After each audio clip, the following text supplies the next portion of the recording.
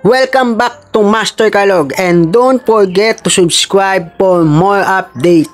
Ayan po, narito po ang patuloy na welga at protesta ng mga tao dito sa EDSA, mga supporter at mga sumusuporta sa mga Duterte. Ito po, merong mga kilalang personalidad ang mga nagpunta at karamihan din po ay may mga tao na talagang mas kilala at dun po ay inilabas nila ang kanilang mga dapat sabihin at patuloy na pagsuporta kay Vice President Sara Duterte. Pakinggan po natin ang kanilang mga pahayag, ang bawat statement nila sa welgang ito.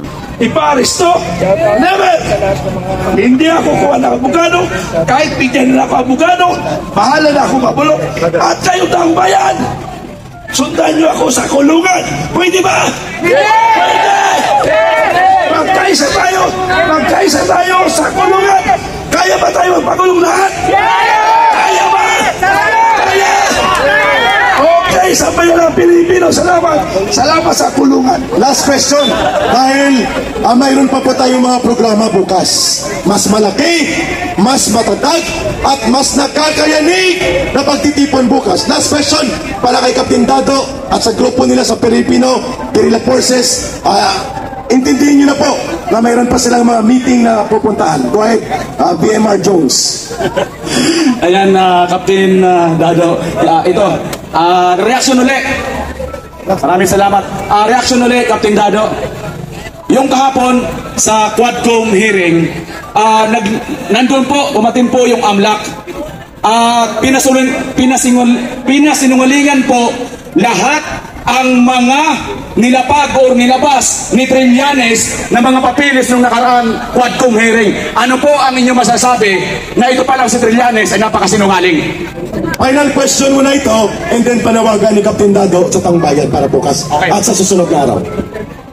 Ano yan yung isang parte, bakit lumusot sa Kongreso yung ganong tanong at ganong ebidensya na hindi naman na-vet, hindi yung veterinaryo, yung na-vet na verify kung tama o mali. Hindi pwede kung, pare, ito, ganito, ano ba ebidensya mo? Mayroon kang pinakita, and then tatanggapin natin. Hindi yun, kasi naninirang puri kayo kahit sinong tao, mali yun. Hindi tama yun. Ngayon, pumasok yung AMLAC, sinabi, hindi totoo. Kaya lumalabas, perjury pa, yung nagsasabi ng ebidensya. Sinabi ng AMLAC, yun ang katibayan na hindi totoo.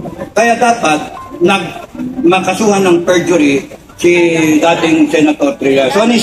Sorry Sunny, no? Pero yun yung reality no? Si Senator Sunny Trillanes, sa tingin ko naman, meron pang natitirang kabutihan sa kanya. Kahit sa tingin nyo, wala!